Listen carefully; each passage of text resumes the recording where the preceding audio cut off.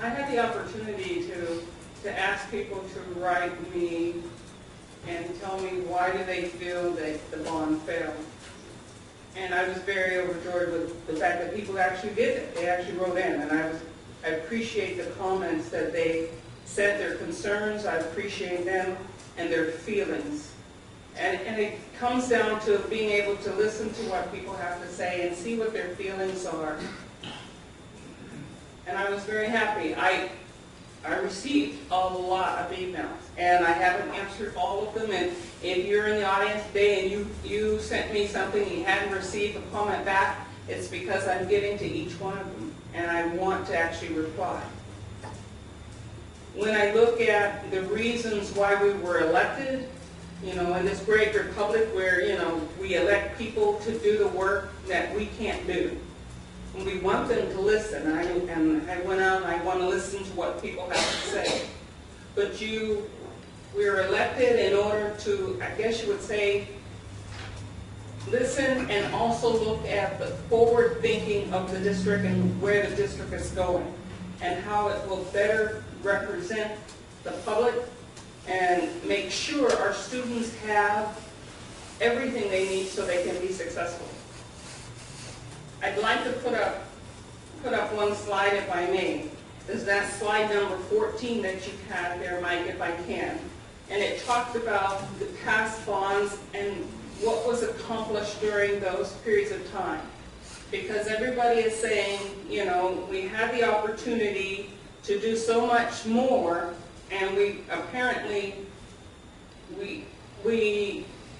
didn't spend the money. I think that was another slide. Was there, Mike? It says the recent history of meeting the students' needs in 1996, 2002, 2006 bond. Maybe that didn't make it in your slide. I'm sorry. You're using a prior version.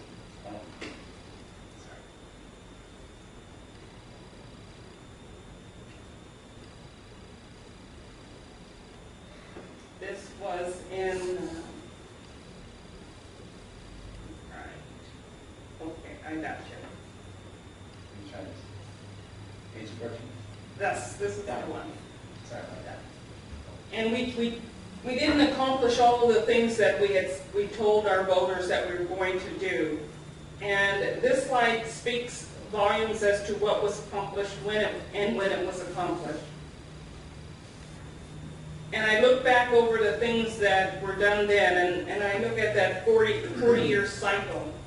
And just as Director Winter said, there's so much more that needs to be accomplished. But we asked the voters to be able to do these items in 1996 and in 2002, and we successfully completed those items.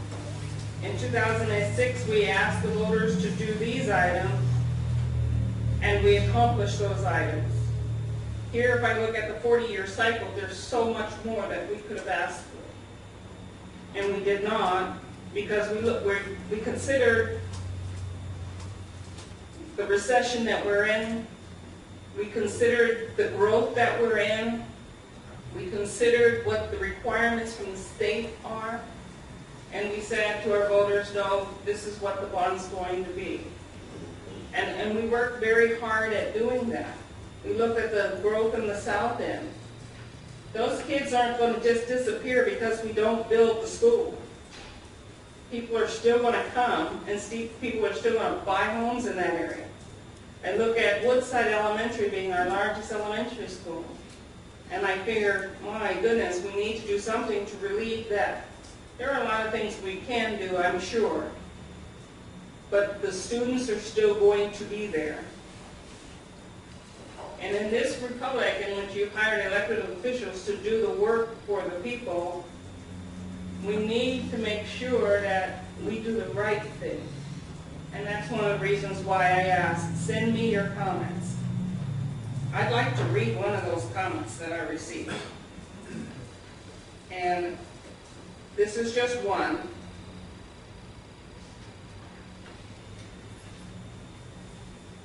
As a South End Everett resident, I see the bond as a must.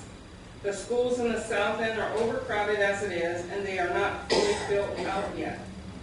I'm concerned that the bond would be used for technology as well as construction projects. Everett needs to run a regular tech levy, as the other local districts do, and adequately tech funding in the schools. All that to say, I look forward to the opportunity to vote for the bond once again in April. But you need to do a better job at communicating. And I think that's very true. We need to do a better job communicating the need. Here is another email that I received. I understand that the school board is considering whether to put the bond issue on the ballot again in April.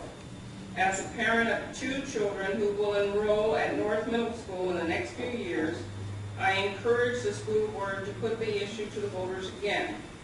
What I hear about the school building is just shameful, especially given that North serves the highest percentage of students living in poverty in our district's middle school. Those students need a school environment that is conducive to learning. I believe that many of Everett voters didn't vote because they assumed that the bond would pass without their vote. Let's try this again. Thank you for your time. 25% is very, very low. But I do believe that the majority vote that we receive at 58% speaks volume. And I think the overcrowding issue and the need in the South End is a definite must, that must be considered. And I look at Cascade and Jackson High School. At Jackson, at 2,038 students, it was only built 1,500, and Cascade at 1862, and it was only built for 1,500 students, says to me that there's some overcrowding there. One parent wrote and said, there are no lockers at Cascade. Why is that?